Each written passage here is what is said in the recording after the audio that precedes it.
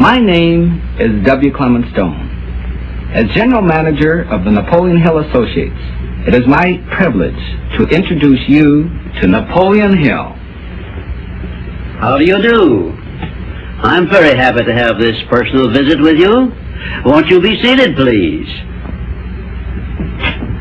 And now, may I request that you forget all your problems and just relax while I bring you the master key with which you may unlock the door to any opportunity that your mind can conceive. The master key consists of 17 principles, the first of which is definiteness of purpose.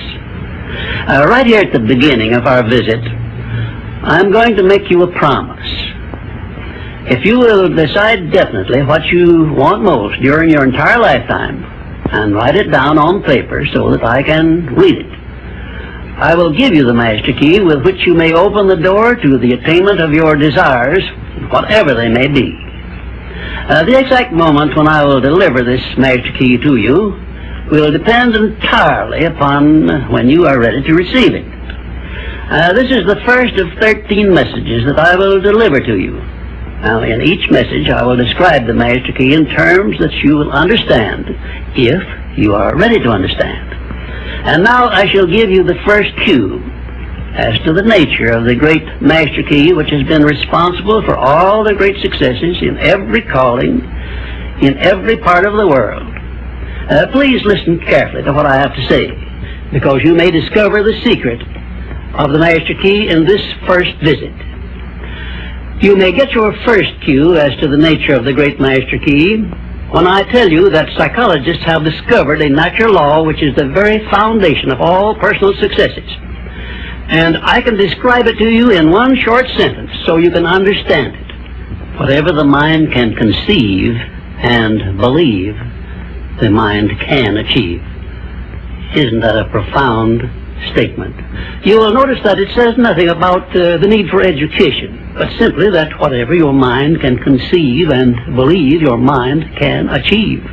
Now, if you want evidence that the mind can achieve whatever the mind can conceive without the benefit of formal education, you only have to remember that Thomas A. Edison conceived the idea of becoming an inventor and lived to become the world's greatest scientist in the field of invention, with only 3 months of common school education. When I first heard Andrew Carnegie describe this natural law, which makes it possible for you and I and everyone else to write his own price tag in life and attain it, I became so enthused over it that I began to search for the power back of it, and my curiosity led me finally to the discovery of the master key, which I shall reveal to you if you are ready to receive it. My search led me to the study of the spiritual forces with which all of us are blessed. And it was in this field that I came upon a clue which has enabled me to help millions of people to find their earthly destinies. I want to describe my discovery in the simplest terms possible, because it will reveal to you why it is true that whatever the mind can conceive and believe, the mind can achieve, regardless of how many times you may have failed in the past or how lofty your aims and hopes may be. I caught my first fleeting glimpse of the profound law which provides the means by which we may choose our own purpose in life and attain it while I was being coached by Andrew Carnegie during the organization of the Science of Success philosophy. I had just finished telling Mr. Carnegie that I feared he had chosen the wrong person to give the world the first practical philosophy of personal success because of my youth, my lack of education, and my lack of finances. Well, at this point, Mr. Carnegie delivered a lecture that I shall never forget because it changed my entire life and paved the way for my helping to change the lives of millions of people, some of them not yet born. Let me call your attention to a great power which is under your control, said Mr. Carnegie, a power which is greater than poverty, greater than the lack of education, greater than all of your fears and superstitions combined. It is the power to take possession of your own mind and direct it to whatever ends you may desire. This profound power, Mr. Carnegie continued, is the gift of the Creator, and it must have been considered the greatest of all of his gifts to man, because it is the only thing over which man has the complete and unchallengeable right of control and direction. When you speak of your poverty and lack of education, Mr. Carnegie explained, you are simply directing your mind power to attract these undesirable circumstances, because it is true that whatever your mind feeds upon, your mind attracts to you. Now you see why it is important that you recognize that all success begins with definiteness of purpose, with a clear picture in your mind of precisely what you want from life. Then Mr. Carnegie continued his speech with a description of a great universal truth which made such an impact upon my mind that I began then and there to give myself a new outlook on life, and I set up for myself a goal so far above my previous achievements that it shocked my friends and relatives when they heard about it. Everyone, said Mr. Carnegie, comes to the earth plane blessed with the privilege of controlling his mind power and directing it to whatever ends he may choose.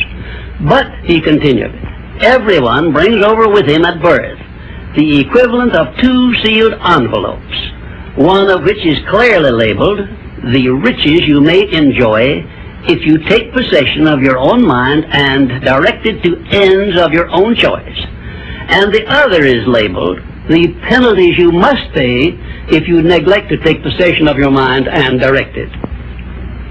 And now let me reveal to you, said Mr. Carnegie, the contents of those 2 sealed envelopes. In the one labeled riches is this list of blessings.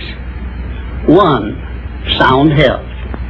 2, peace of mind. 3, a labor of love of your own choice. 4, freedom from fear and worry. 5, a positive mental attitude. 6, material riches of your own choice and quantity. In the sealed envelope labeled penalties, Mr. Carnegie continued, is this list of the prices one must pay for neglecting to take possession of his own mind. 1, ill health. 2, fear and worry.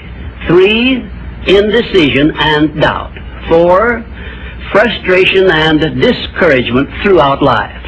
5, poverty and want. 6, and a whole flock of evils consisting of envy, greed, jealousy, anger, hatred, and superstition. Now, my mission in life is to help you and everyone who needs my help to open up and use the contents of the sealed envelope labeled riches.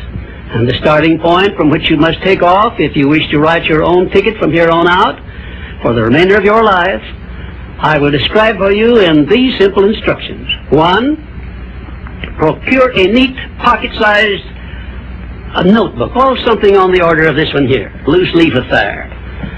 And on page 1, write down a clear description of your major desire in life, the one circumstance or position or thing which you will be willing to accept as your idea of success.